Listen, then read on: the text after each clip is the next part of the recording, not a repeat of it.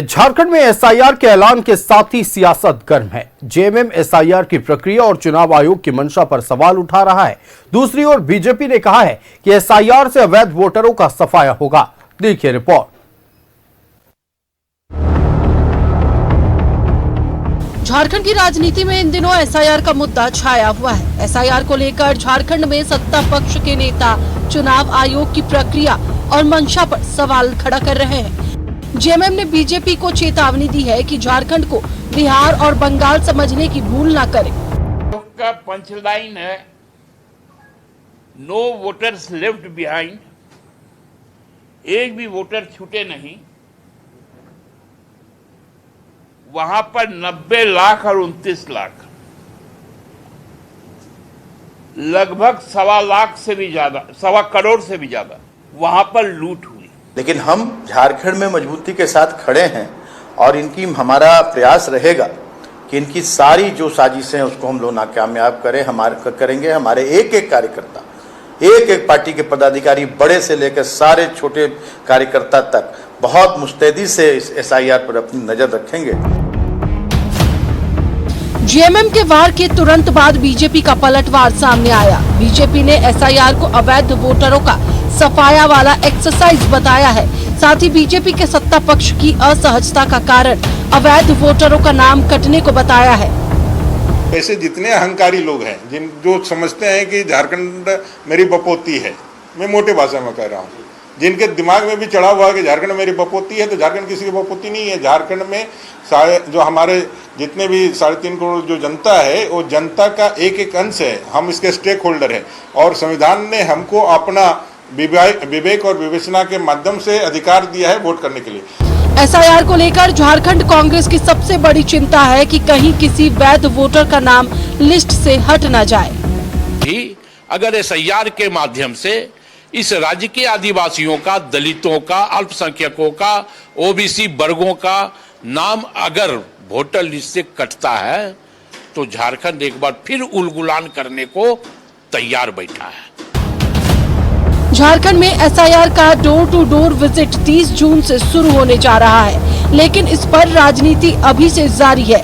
राजनीतिक दल समय समय पर एसआईआर को लेकर अपनी चिंता व्यक्त कर रहे हैं। साथ ही सभी दलों का अपने बीएलए को साफ निर्देश है कि ग्राउंड लेवल पर एसआईआर की प्रक्रिया पर पैनी नजर बनाए रखें। कैमरामैन संजय लाल पासवान के साथ रांची से न्यूज़ 11 के लिए राकेश कुमार की रिपोर्ट। संवाददाता राकेश हमारे साथ न्यूज रूम से लाइव जुड़ रहे हैं। राकेश, देखिए आज वो तारीख है जब से एसआईआर की प्रक्रिया शुरू हो गई है, 20 मई, और साथ ही शुरू हो गई है सियासत भी। झारखंड मुक्ति मोर्चा जो लगातार एसआईआर की प्रक्रिया को लेकर सवाल उठा रहा था, साथ ही चुनाव आयोग की मंशा पर भी सवाल उठाया जा रहा था और अब वो खुलकर सामने आने लगा है। हालांकि भारतीय जनता पार्टी का कहना है कि यह सतत प्रक्रिया है, ये होते रहा है और पहली बार एसआईआर नहीं हो रहा है।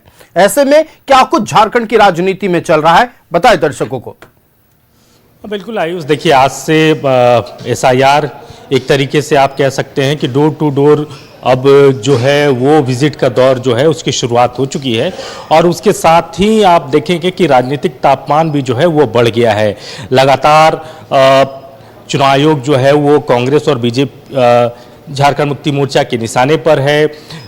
उनके जो एसआईआर की प्रक्रिया है उस पर सवाल उठाए जा रहे हैं इनके तरफ से और उनको इस बात को लेकर अंदेशा है, इस बात को लेकर शक है कि जिस तरीके से बिहार में चीज़ें हुई, जिस तरीके से बंगाल में चीज़ें हुई, कहीं उसकी पुनरावृत्ति अगर झारखंड में होती है तो इनके लिए मुश्किल हो सकती है।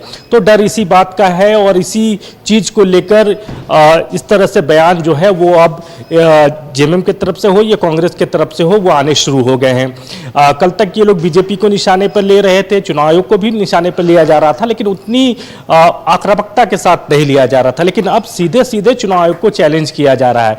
कल की प्रेस कॉन्फ्रेंस को आपने अगर देखा होगा तो पार्टी के जो केंद्रीय महासचिव हैं झारखंड मुक्ति मोर्चा के, उन्होंने साफ तौर पर सुप्रियो भट्टाचार्य ने चुनाव आयोग को निशाने पे लिया और ये कहा कि देखिए आप इसे झारखंड को बंगाल और बिहार, आसाम समझने की भूल न करें, यहाँ का जो मिजाज है वो अलग है। तो एक तरीके से चिताया भी जा रहा है, डराया भी जा रहा है, धमकाया भी जा रहा है। तो हर वो चीज़ अब जो है वो बयानों से झलक रहा है।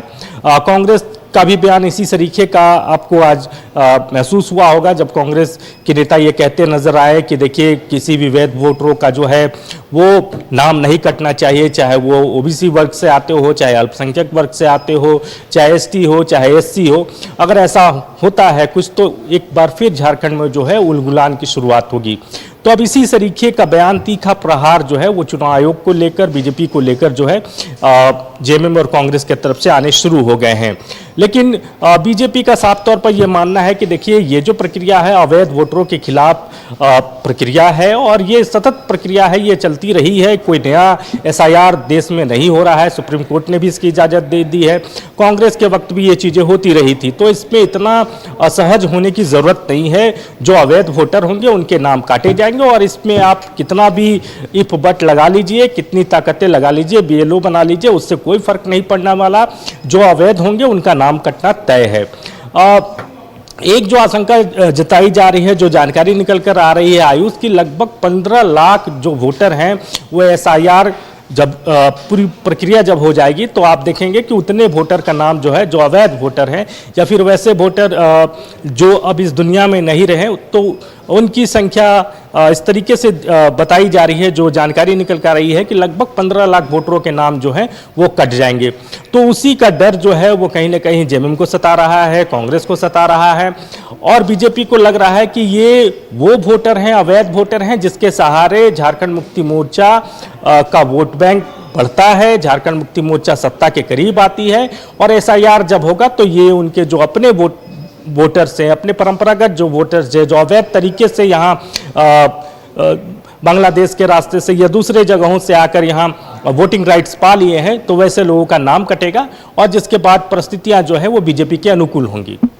जाहिर तौर पर राकेश, देखिए एसआईआर को लेकर अभी से ही कई तरह के प्रश्न खड़े होने शुरू हो गए। आपको हमारे साथ जुड़ने के लिए और तमाम जानकारी दर्शकों तक पहुंचाने के लिए बहुत शुक्रिया।